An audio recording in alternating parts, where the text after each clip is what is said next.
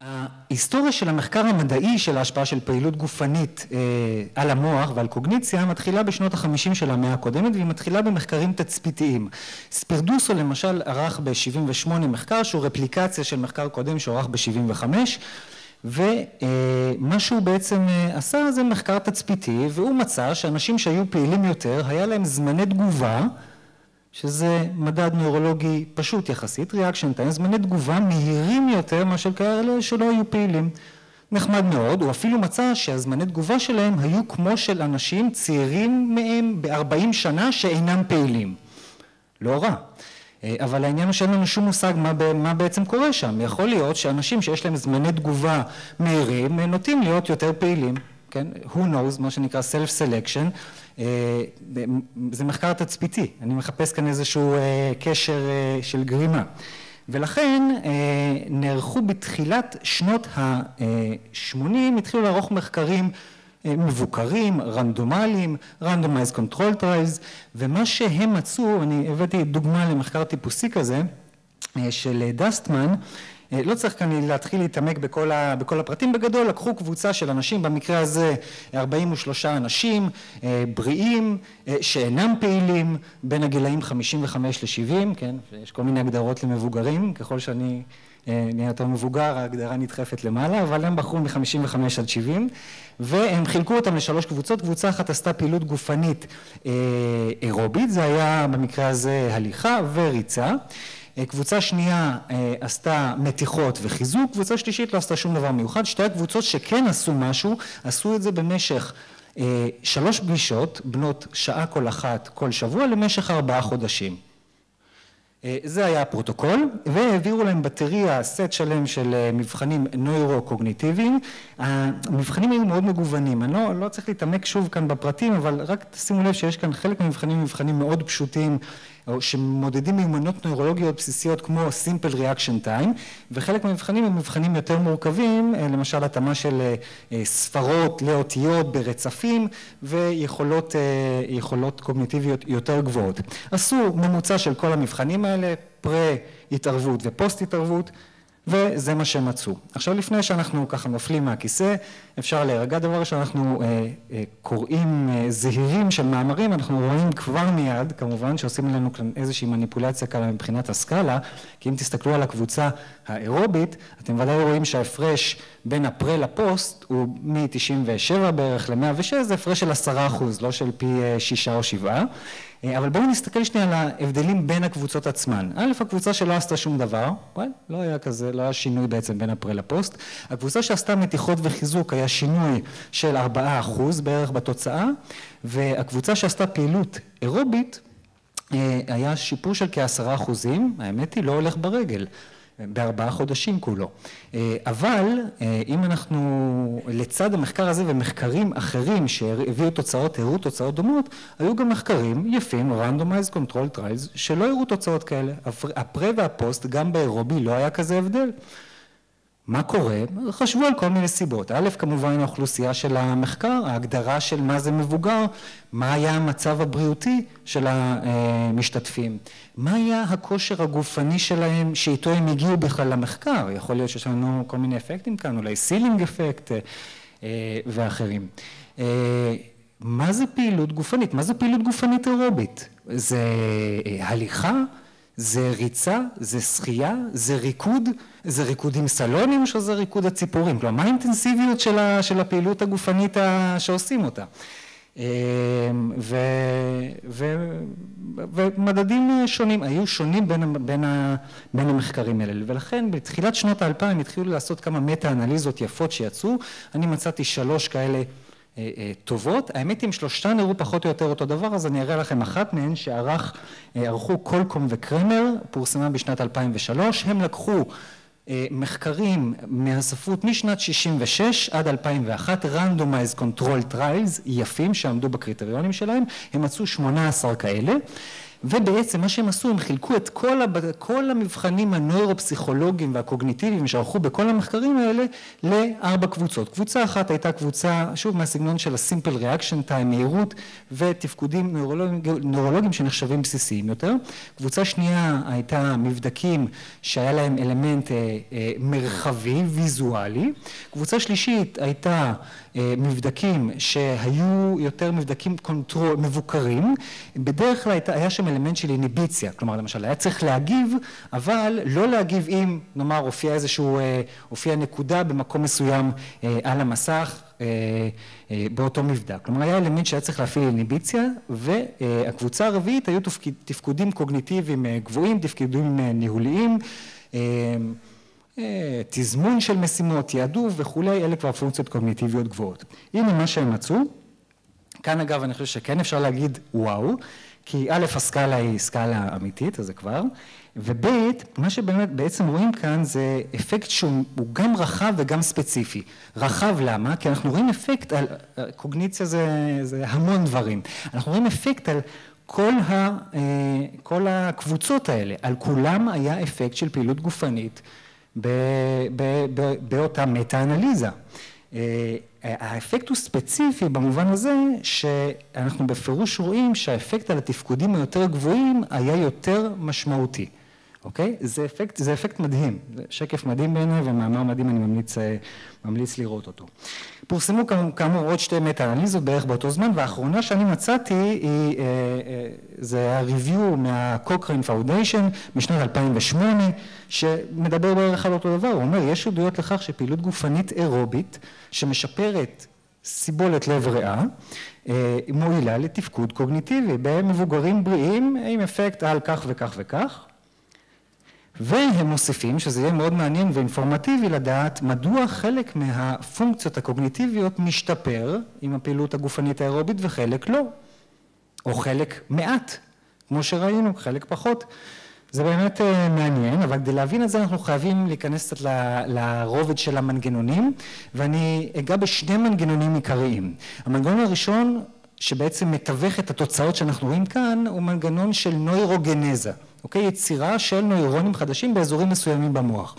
עכשיו זה אגב תופעה שעד לא מזמן נחשבה אין כזה דבר. מה פתאום נוירונים חדשים במבוגרים? מה פתאום? יש לנו מה שנולדנו איתו ועם זה צריך לעבוד.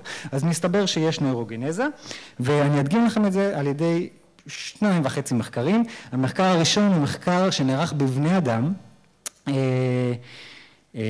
מחקר של אריקסון בבני אדם, מבוגרים, בריאים, לקחו שם קבוצה, בואו נראה, לקחו שם קבוצה של 120 אנשים, חילקו אותם לשתי קבוצות, 60 ו-60, את הגילאים אתם רואים, 65 פלוס מינוס 5 בערך, ונתנו קבוצה אחת עשתה פעילות גופנית אירובית, זה היה הליכה וריצה, קבוצה שנייה עשתה מתיחות וחיזוק עם טראבנד. משך ההתערבות היה מפגש אחד בשבוע בין שעה, לא היסטרי, למשך שנה. עשו להם מגוון של בדיקות כולל MRI בהתחלה, באמצע ובסוף, בסופה של השנה הזו, ובאמצעות ה-MRI הם עמדו את הגודל של מבנים מוחיים מסוימים. מה הם מצאו? אז הם מצאו ככה, א', על זה אני אומר וואו ותכף אני אנסה להסביר למה, זה ההיפוקמפוס. בואו נסתכל, הקבוצה שעשתה מתיחות וחיזוק באמצעות טראבנד, נפח ההיפוקמפוס שלה במשך השנה הזאת, ההיפוקמפוס שלה בקיצור הצטמק בכ1.5%. עכשיו האמת היא זה לא מאוד מפתיע, כי החל מגיל מסוים, bad news, ההיפוקמפוס שלנו מצטמק בין 1% ל2% לשנה, אז כנראה שהמתיחות והחיזוק עם הטראבנד לא מנע או לא הפך את המגמה הזו, אבל הקבוצה שעשתה פעילות גופנית אירובית שעה אחת בשבוע למשך שנה, לא רק שנמנעה מההצטמקות הזו בנפח של ההיפוקמפוס, אלא ההיפוקמפוס שלה גדל ב2%, כלומר במקום הירידה ב1.5%, עלייה בנפח ההיפוקמפוס של 2%, מדהים, הם בעצם במובן הזה הם הפכו להיות יותר צעירים, יוצא דופן. ואנחנו רואים גם שהתוצאה הייתה דומה גם להיפוקמפוס השמאלי וגם לימני, אבל מעניין שהיא הייתה יותר, בעצם רובה מוסבר על ידי שינוי בהיפוקמפוס הקדמי ולא באחורי. עכשיו 2 מילים על ההיפוקמפוס הקדמי, א' הוא זה שקשור יותר, אנחנו מקשרים אותו לפעילויות כמו זיכרון ולמידה, ובית, הוא זה שנפגע יותר במבוגרים, מצטמק. כלומר, הפעילות הגופנית האירובית גם השפיעה בדיוק על היכולות של זיכרון ולמידה, וגם על היכולות שנפגעות עם הגיל. עוד דבר אחד מעניין, הם בדקו גם השפעה על מבנים אחרים במוח, כמו הקאודות ניוקלוס והתלמוס, ושם לא מצאו איזשהו שינוי משמעותי. אז בעצם מה שאנחנו רואים כאן זה אפקט של נוירוגנזה באזורים מסוימים במוח. אפילו בעצם אנחנו מדברים כאן על ההיפוקמפוס הקדמי ולא באזורים אחרים, זה יכול להיות חלק מההסבר, למה חלק מהפונקציות הקוגניטיביות משתפר יותר וחלק פחות על ידי הפעילות הגופנית האירובית. אבל האמת היא שרוב המחקרים בתחום הזה הם פחות על בני אדם במנגנונים הביולוגיים, אלא על בעלי חיים. פשוט שם אפשר בסוף ההתערבות לקחת את המוח ולבדוק אותו מבחינה היסטולוגית. אז אני אדגים לכם ככה טיפה מה ראו שם. למשל, במחקר שנערך ב-99, לקחו כמה קבוצות, אני לא אכנס כאן לפרטים, אבל בפירוש אפשר לראות את הקבוצה של העכברים שהייתה להם גישה לגלגל ריצה בכלוב. כולה. וזו הקבוצה שמופיעה כאן בשחור, ומה שעשו, הזריקו להם במשך 12 ימים חומר שנקרא ברונודיאוקסיאורידין, זה איזושהי חומצת גרעין שמשתלבת עם ה-DNA, וכשהוא מתחלק אפשר אחרי זה לתפוס אותה מבחינה היסטולוגית, וזה מה שראו, כלומר בפירוש בקבוצה של הראנרס הייתה נוירוגנזה משמעותית. אגב, גם במקרה הזה זה בחלק של ההיפוקמפוס הקדמי, ואנחנו רואים את זה בשקף השמאלי. מעניין שיותר מזה, הם אמרו, אוקיי, בואו נוצרו, זה יפה מאוד, בואו נראה מה נשאר אחרי שבועיים. זה מה שרואים מצד ימין, הם בדקו אחרי שבועיים כמה מהתאים האלה נשארו, כלומר חלק מהעכברים נתנו להם להמשיך לרוץ, ורק אחרי שבועיים בדקו אותם היסטולוגית, ושם הם ראו שגם אחוז השימור, אחוז התאים החדשים שנשתמרו אחרי שבועיים, היה יותר גבוה בקבוצה של העכברים שרצו. הירידה כאן משמאל לימין היא בסדר גודל של 40 וקצת אחוזים, בעוד שהקונטרול ירדו ביותר. כלומר, הפעילות הגופנית האירובית שהם עשו, במקרה הזה גלגל ריצה, לא רק תרמה לנוירוגנזה, ליצירה של התאים, אלא גם להישרדות שלהם לאורך זמן. מחקר אחר, א', שכפל את מה שראינו קודם, אבל הוא יותר מזה, הוא הראה, הם נכנסו שם קצת יותר לעומק, והוא גם שהאורך של הדנדריטים בקבוצה של עכברים שביצעו שבועיים של ריצה על גלגל ריצה, היה גדול יותר. הדנדריטים היו ארוכים יותר, ואפילו עוד יותר מזה, זה ככה תזכורת קצרה, זה ציור סכמטי של נוירון, כן, אנחנו רואים את גוף התא, את האקסון, את הדנדריט, על הדנדריטים יש מה שנקרא דנדריטיק ספיין, זה מעין בליטות כאלה שאנחנו יודעים שהן קשורות לקלט אקסיטטורי שנכנס לתוך הנוירון, זה בעצם איזשהו מדד לעד כמה הנוירון הזה פעיל ומשולב ברשתות נוירונים, וכשהסתכלו על זה מצאו שבפירוש בעכברים שהייתה להם גישה במשך שבועיים לגלגל ריצה, הייתה מורכבות יותר גדולה והיו יותר דנדריטיק ספיינס. זאת אומרת, אנחנו רואים כאן א', יותר פרוליפרציה, נוירוגנזה, 2, יותר תאים שורדים בקבוצות שרצות לעומת קבוצות אחרות, 3, אנחנו רואים דנדריטים יותר ארוכים, ואנחנו גם רואים מורכבות מורפולוגית יותר גדולה של הדנדריטים. שזה, כל זה על ידי פעילות גופנית אירובית. זה מנגנון אחד, נוירוגנזה. מנגנון שני זה אנגיוגנזה, ופעילות גופנית אירובית מגבירה, או בעצם מעודדת יצירה של וסקולטורה, כלומר של כלי דם, במוח. יש לזה הרבה מחקרים, אני לקחתי רק אחד שבוצע בבני אדם, הקבוצה שלו הייתה יחסית קטנה, זה היה 15 אנשים, אבל בפירוש הראו שם שבאותם אנשים שהתאמנו יותר, הייתה יצירה רבה יותר של כלי דם, קטנים דווקא. שימו לב שלגדולים אין כזה הבדל, אבל הקטנים ברדיוס של 0.5 מילימטר, בפירוש היו יותר כאלה בקבוצה שעשתה פעילות גופנית אירובית. אז זה אפקט שני, אנגיוגנזה. נוירוגנזה, אנגיוגנזה, ואני רוצה עוד להראות דבר אחד, שזה 3 גורמים שמתווכים את הפעילות הזו, מדברים עליהם הרבה בספרות, חשוב שנכיר אותם, רק אנחנו מהסתם חלקנו מכירים. זה יש עוד 3 דקות, סליחה. אוקיי, אינסולין growth factor 1, השני זה VEGF vasoendothelial growth factor, ואלה 2 גורמי גדילה שמתווכים בעיקר את האנגיוגנזה, אבל גם את הנוירוגנזה, והגורם השלישי הוא חלבון שנקרא BDNF, ה-brain derived neurotropic factor, שהוא מתווך בעיקר את הנוירוגנזה, הוא גם מגן על תאים, שלושתם ביחד, אם אני ככה אתמצת את זה, אז נאמר שאפשר לתמצת את המנגנונים כך. פעילות גופנית אירובית מגדילה או מעודדת יצירה של גורמי גדילה מתווכים, IGF ו-VEGF בפריפריה עוברים את ה-blood brain barrier ונכנסים למוח, וה-brain derive הוא brain derive, הוא בתוך המוח והוא גם נוצר יותר, ושלושת אלה מתווכים תהליך של נוירוגנזה, לפחות בחלקים של המוח, ואנגיוגנזה, בעיקר של כלי דם קטנים. עכשיו, האמת היא, דיברנו על המחקרים, כולל המטה-אנליזות, דיברנו קצת על המנגנונים, אני רוצה לנצל את הזמן, פשוט זה טיפה להרחיב את זה, אני יוצא כרגע מהקטע של קוגניציה במבוגרים, רק כדי להראות לכם עוד מחקר, כדי להבין טיפה שהאפקט כאן הוא רחב, אמרתי את זה בהתחלה. ואני אומר לכם בשני שקפים בדקה את הנושא של דיכאון, השפעה של פעילות גופנית אירובית על דיכאון במבוגרים. אני לא מדבר על באסה, אני מדבר על major depression. לקחו, במקרה הזה 156 מבוגרים, אני לא אעלה אתכם בפרטים, נתנו לקבוצה אחת לעשות פעילות גופנית אירובית 3 פעמים בשבוע, 70% בערך מקצב לב מקסימלי למשך שעה, 4 חודשים כולה.